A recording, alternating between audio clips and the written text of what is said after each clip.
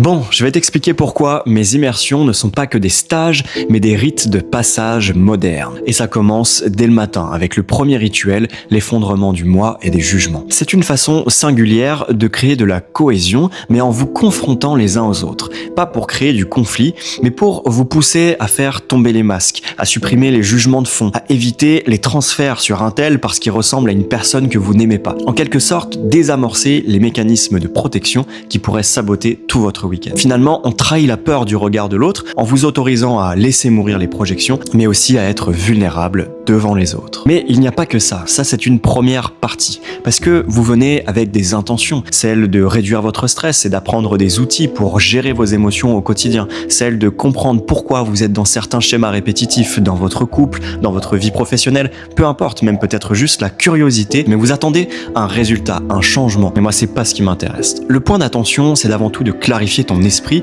sur ce qui entrave la réalisation de cette intention. Je te pose des questions qu'on se pose très rarement. Où est-ce que je ressens dans mon corps la charge qui m'empêche de me réaliser? Quel geste ou quelle posture, quel comportement me viennent instinctivement quand je me relie à elle? Comment est ma respiration et quelles émotions viennent avec ça? En clair, je t'invite à reconnecter corporellement avec ce qui rend ton existence plus lourde, sans les biais du mental. Ok, super, il nous reste une dernière étape très importante pour que l'immersion puisse porter ses fruits. On a désamorcé les mécanismes de défense, travaillé un peu sur ce qui entrave la réalisation de ton intention. Maintenant, qu'est-ce qu'on fait pour que cette intention puisse s'engrammer dans le présent, pour manifester le futur que tu désires? Eh bien, j'ai quelque chose pour toi qui là va boucler la première entrée dans ce rite de passage moderne. Porté par la musique, porté par mes instructions, je te demande cette fois de laisser vivre le geste, la posture, le comportement, l'expression faciale, la respiration et même l'émotion, si tu en es capable à ce moment-là, qui coïncide avec cette version de toi dont l'intention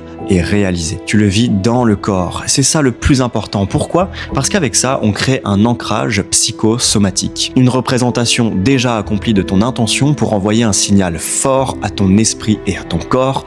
Je suis prêt, je suis prête. Montre-moi le chemin. Donc tu l'auras compris, on fait un voyage à la fois temporel et spatial, à la fois subtil, psychologique et corporel, matériel. C'est un réel rite de passage moderne, comme on en manque cruellement.